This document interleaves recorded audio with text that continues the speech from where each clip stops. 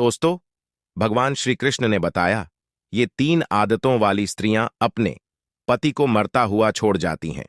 दोस्तों, एक समय की बात है, भगवान श्री कृष्ण गंगा मैया के किनारे अपने सिंहासन पर बैठकर मन में कुछ विचार करते रहते हैं। तभी उनकी प्रिय राधा रानी वहां पर पहुंच जाती हैं और राधा रानी कहती हैं, हे प्रभु, आज हमारे मन में कुछ जानने की जिज्ञासा उत्पन्न हो रही है। तभी भगवान श्री कृष्ण कहते हैं, हे प्रिय राधा रानी, आपके मन में क्या जानने की जिज्ञासा उत्पन्न हो रही है?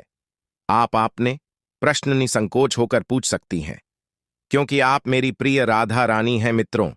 तभी राधा रानी कहती हैं, हे प्रभु, मेरे मन में ये जानने की उत्सुकता बढ़ रही है कि वह कौन सी चरित्रहीन स्त्रियां हैं जो अपने पति को मरता हुआ छोड़ जाती हूं। तभी भगवान श्री कृष्ण कहते हैं, हे प्रिया राधा रानी, आज आपने संसार के कल्याण हेतु बहुत महत्वपूर्ण प्रश्न किया है मित्रों। तभी भगवान श्री कृष्ण कहते हैं, हे प्रिय राधा रानी, इस प्रश्न को बताने से पहले हम आपको एक प्राचीन काल की तंत्र महत्वपूर्ण कथा सुनाते हैं। और हे प्रिय राधा रानी, जो लोग इस कथा को ध्यानपूर्वक पूरा सुनते हैं, उन्हें ये पता चल जाता है कि आज के कलयुग में वह कौन सी 3 आदतों वाली स्त्रियां हैं जो अपने पति को मरता हुआ छोड़ जाती हैं। नमस्कार दोस्तों, आप सभी लोगों से निवेदन है कि इस कथा को और कहानी को सुनने से पहले कमेंट बॉक्स में जय श्री कृष्णा लिखकर, वीडियो को लाइक करके, चैनल को सब्सक्राइब करके बेल आइकन ऑल पर प्रेस कर लीजिए, जिससे आप सभी लोग प्राचीन कथाओं और कहानियों से जुड़े रहें। मित्रों, फिर आगे भगवान श्री कृष्ण कथा को आरंभ करते हैं और कहते हैं, हे प्रिय राधा रानी, प्राचीन काल की बात है। एक नगर में कल्लू नाम का एक सेठ और उसकी पत्नी रहा करते थे। वह अपने राज्य में बहुत दूर दूर तक मशहूर था। उनके घर में खाने पीने की कोई कमी नहीं थी।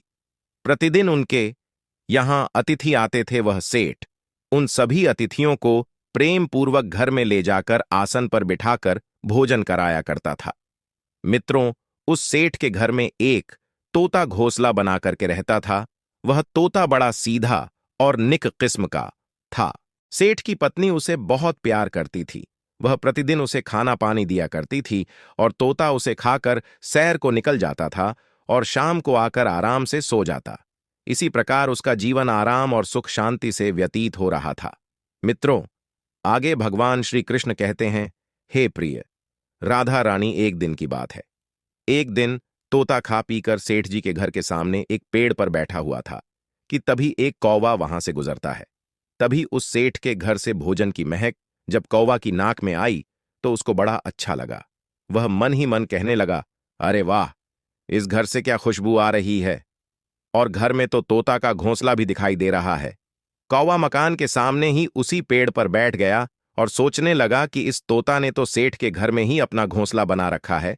यह तो खूब अच्छे अच्छे पकवान खाता होगा। इस तोता से मित्रता करनी चाहिए। अगर इससे मित्रता हो गई तो बढ़िया बढ़िया खाना खाने को मिलेगा। मुझे तो 7 जन्मों तक ऐसा खुशबूदार खाना नहीं नसीब होगा जो मुझे यहां होगा। यही सोचकर वह कौवा तोता के बाहर जाने का इंतजार करने लगा।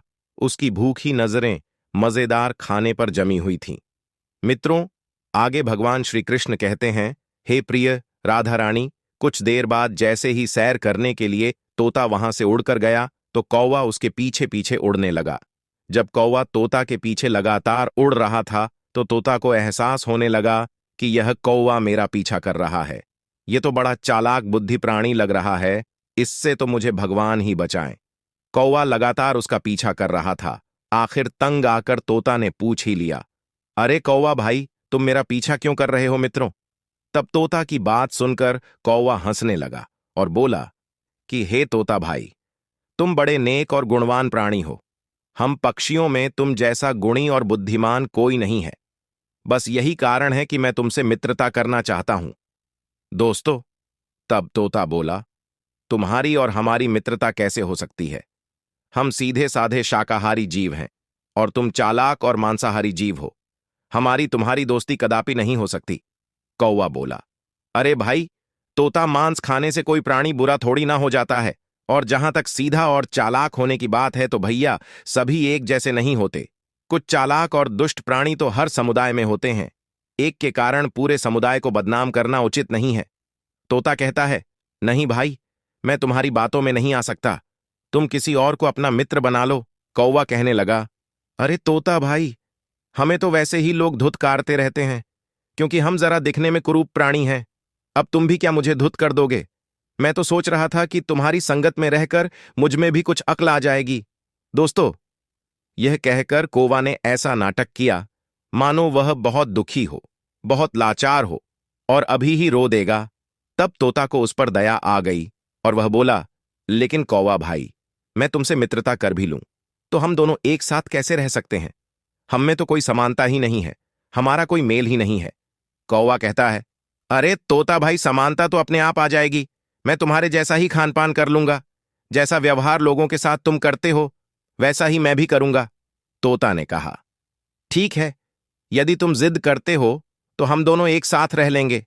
कहते भी हैं कि एक से भले दो। लेकिन भाई, तुम किसी प्रकार की शरारत मत करना। कहीं ऐसा ना हो कि तुम कोई उल्टी सीधी शरारत कर बैठो और फिर तुम्हारी वजह से हमारा रहने का ठिकाना भी खो जाए। कौवा बोला, नहीं भाई तोता, तुम यह कैसी बातें करते हो? मैं भला कोई गड़बड़ क्या करूंगा? ऐसा करके तो मैं अपना ही बुरा करूंगा। फिर भला तुम मुझे अपने साथ क्यों रहने दोगे? तोता ने कहा, अच्छा ठीक है, अब चलो मेरे साथ। मित्रों, आगे भगवान श्री कृष्ण कहते हैं, हे प्रिय राधा रानी। वह कौवा मन ही मन बहुत खुश हुआ। उसने सोचा कि चलो, पहली सफलता तो मिल ही गई। सारा दिन वह दोनों इधर उधर घूमते रहे। सारा दिन कौवा तोता को इधर उधर की झूठी सच्ची कहानियां सुना रहा और यह साबित करने की कोशिश करता रहा कि वही उसका सच्चा मित्र है। भगवान श्री कृष्ण कहते हैं, हे प्रिया राधा रानी। तोता बेचारा उसकी बातों में फंस ही गया और इसी प्रकार शाम हो गई। तोता उसे लेकर अपने ठिकाने की ओर चल दिया। जब घर के करीब आ गया तो तोता ने एक बार फिर उसे चेतावनी दी और कहा कि देखो कौवा भाई, किसी प्रकार की दुष्ट हरकत मत करना। मैं एक बार फिर तुम्हें समझा रहा हूं। कौवा बोला, अरे तोता भाई, तुम मुझे बार बार कहकर क्यों शर्मिंदा कर रहे हो?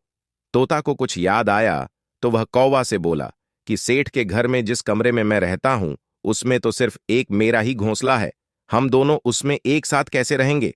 तब कौवा ने कहा, कोई बात नहीं तोता भाई, आज की रात हम एक ही घोंसले में गुजार लेंगे। कल मैं जैसे तैसे अपना घोंसला बना लूंगा। जब हम दोनों मित्र मिलकर काम करेंगे तो काम जल्दी भी हो जाएगा। मित्रों, अब तोता बेचारा क्या कहता? कौवा उसकी हर बात का सटीक जवाब दे रहा था। अंत में तोता ने चुप रहना ही ठीक समझा। तोता को सेठ के घर से कोई खतरा नहीं था, क्योंकि वह जानता था कि सेठ की पत्नी बड़ी दयालु है। वह कौवा को मेरा मित्र समझकर इसे भी वहां रहने के लिए स्थान दे देगी। दोस्तों, उधर जब रहने की समस्या भी दूर हो गई तो कौवे ने सोचा कि उसको दूसरी सफलता भी मिल गई। दर्शकों, उस रात कौवे को भी तोता के साथ स्वादिष्ट देसी घी का दाल भात और पकवान खाने को मिले। एक तो खाना पका हुआ और वह भी देसी घी का था। कौवे ने तो वह सब खाया और फिर आराम से सो गया। दूसरे दिन कौवा ने तोता की मदद से वहीं पर ही एक कोने में अपना घोंसला बना लिया। मित्रों, सेठ की पत्नी ने तोता के साथ कौवा का घोंसला देखा तो वह मन ही मन बहुत खुश हुई। लेकिन वह सोचने लगी कि कौवे तो चालाक और शरारती होते हैं। कहीं कल को यह इस सीधे साधे तोता को कोई नुकसान ना पहुंचा दे। लेकिन वह बेचारा कर भी क्या सकता था? मित्रों, भगवान श्री कृष्ण कहते हैं, हे प्रिय राधा रानी। इस प्रकार वह दोनों मित्र बड़े आराम से सेठ के घर में रहने लगे। फिर एक दिन की बात है। सेठ के यहां कुछ मेहमान आने वाले थे, इसलिए घर में अच्छे अच्छे स्वादिष्ट पकवान बन रहे थे। सेठ जी ने अपने मेहमानों के लिए मछली मंगवाई थी। खाना बनाने वाली दाई रसोई में मछली साफ कर रही थी, तो इधर अपने घोंसले में बैठा कौवा सोच रहा था, अरे वाह, आज तो मजा आ जाएगा। बहुत दिनों के बाद मसालेदार तली हुई मछली खाने को मिलेगी। मित्रों, वह कौवा फिर चुपचाप अपने घोंसले में बैठा सोचता रहा था कि कैसे मछली पर हाथ साफ किया जाए। कौवा ने सोचा कि यदि तोता से इस मामले में बात की तो वह उसकी बात नहीं मानेगा, इसलिए अब तो खुद ही कोई मौका निकालकर मछली के टुकड़ों पर हाथ साफ करना ही पड़ेगा। कौवा को इसी प्रकार सोचते सोचते 2 घंटे बीत गए। हर रोज की तरह तोता ने उससे कहा, चलो भाई, कौवा नगर की सैर करने चला जाए।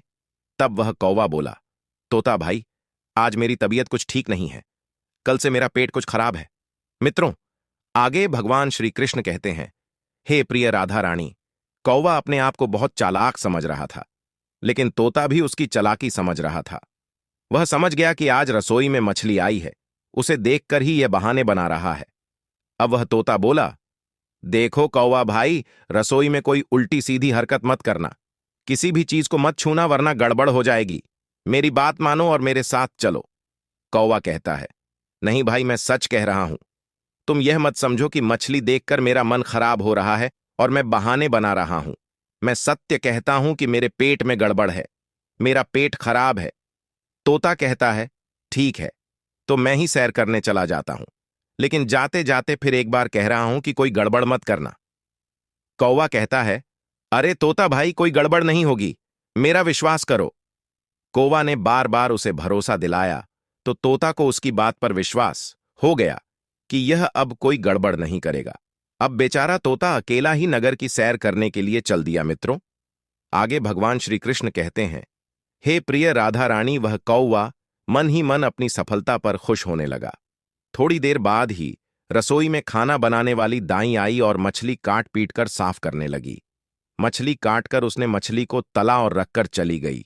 इधर दाई के जाते ही कौवे ने चुपके से टोकरी में से एक मछली का टुकड़ा उठाया और खाने लगा। इसी तरह उसने कई टुकड़े चुराकर खा लिए।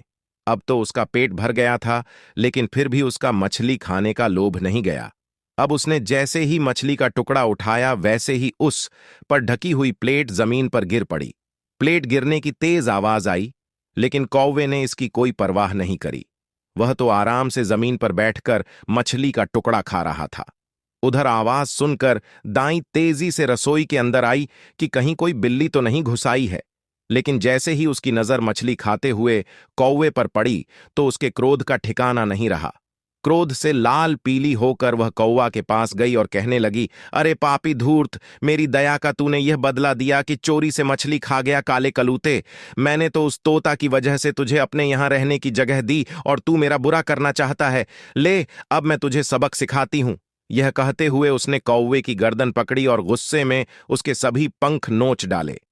कौवा दर्द से चीखता चिल्लाता रहा, लेकिन रसोई में खाना बनाने वाली दाई ने उस पर जरा भी दया नहीं दिखाई और बोली, अब तू यही पड़ा सड़ता रह, लालची कौवे, यही तेरी सजा है। मित्रों, आगे भगवान श्री कृष्ण कहते हैं, हे प्रिय राधा रानी, वह कौवा भय और दर्द के मारा एक कोने में दुबक कर बैठ गया और अपनी करनी पर आंसू बहाने लगा।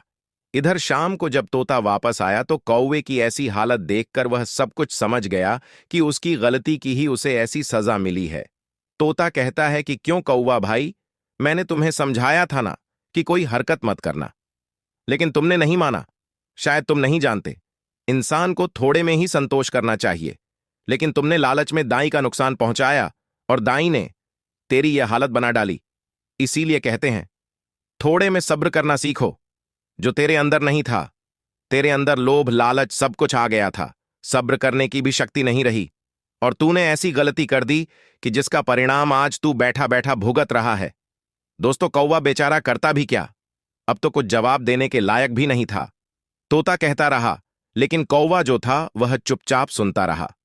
मित्रों, आगे भगवान श्री कृष्ण कहते हैं, हे प्रिय राधा रानी, वह तोता कहता है, अरे कौवा, तेरी आदत की तरह ही यह 3 आदतों वाली स्त्रियां जिस घर में रहती हैं, तो वह अपने पति को मरता हुआ ही छोड़ जाती है, जिसके कारण उसका पति जीवन भर दुख भोगता रहता है, जीवन भर रोता रहता है।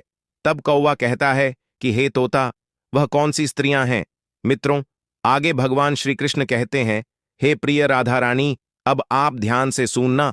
फिर तोता कौवा को बताता है कि वह 3 आदतों वाली स्त्रियां कौन हैं जो अपने पति को मरता हुआ ही छोड़ जाती हैं। तोता कहता है कि नंबर 1, लालची। जिस घर में जिस पति की स्त्री अगर लालची होती है तो वह अपने पति को मरता हुआ भी छोड़ सकती है, क्योंकि इस कलयुग में पराये पुरुष को देखकर और उसके धन को देखकर या उसकी संपत्ति को देखकर जिस स्त्री को अगर लालच आ गया तो उसका भरोसा मत करना, वह स्त्री आपको मरता हुआ छोड़ जाएगी। नंबर 2, संतोष न करने वाली स्त्री। जिस स्त्री के अंदर संतोष नहीं होता है, भगवान ने उसे जैसा पति दिया है, चाहे उसका पति अच्छा हो, लेकिन उससे भी अच्छा पुरुष अगर उसकी दृष्टि में पड़ गया तो वह सोचने लगेगी कि हमारा पति तो बेकार है और यह पुरुष बहुत बढ़िया आदमी है, हमें इसी के साथ रहना चाहिए। जिस स्त्री को अपने पति को देखकर संतोष नहीं है, अपने घर की धन संपत्ति को देखकर के संतोष नहीं है, तो वह भी स्त्री आपको मरता हुआ ही छोड़ जाएगी, आपका जीवन भर साथ नहीं निभाएगी। और नंबर 3, लोभी स्त्री। जिस स्त्री के अंदर लोभ होता है, भगवान ने अच्छा पति भी दिया है, घर में खाने पीने वाली सब वस्तुएं दी हैं, कोई कमी नहीं है, घर में धन दौलत भी है, फिर भी उस स्त्री के अंदर अधिक धन की चाहत है। अधिक धन की चाहत में उसके अंदर लोभ है, और अगर पराये पुरुष के द्वारा उसे कहीं से धन मिल रहा है और उसका लोभ बढ़ रहा है, तो समझ लो कि वह स्त्री आपको धोखा दे जाएगी। जो स्त्री लोभ की बदौलत अपने पति को भूल जाती है और जहां धन मिलता है, धन के लोभ में वहीं की ओर खींची चली जाती है, तो वह एक दिन पराये पुरुष की हो जाती है और आपको मरता हुआ ही छोड़ जाती है। मित्रों, आगे भगवान श्री कृष्ण कहते हैं, हे प्रिय राधा रानी, यही 3 आदतों वाली स्त्रियां हैं। पहली संतोष न करने वाली, और दूसरी लोभी और लालची। जिन स्त्रियों के अंदर यह 3 आदत होती हैं, तो यही स्त्रियां अपने पति को छोड़ जाती है दोस्तों। फिर राधा रानी भगवान श्री कृष्ण से कहती हैं, हे प्रभु, आज आपने इस कथा को सुनाकर हमारे ऊपर बहुत बड़ा उपकार किया है। दोस्तों, आशा करते हैं कि ये कथा आप लोगों को अच्छी लगी होगी। अगर कथा आप लोगों को अच्छी लगी हो, तो कमेंट बॉक्स में जय श्री कृष्णा लिखकर, वीडियो को लाइक करके, चैनल को सब्सक्राइब करके बेल आइकन ऑल पर प्रेस कर लीजिए, जिससे हमारा वीडियो आप लोग को सबसे पहले मिले। और अपने दोस्तों रिश्तेदारों में वीडियो शेयर अवश्य करना, जिससे सभी को जानकारी प्राप्त हो सके। दोस्तों, हमारा पूरा वीडियो देखने के लिए आप सभी लोगों का धन्यवाद।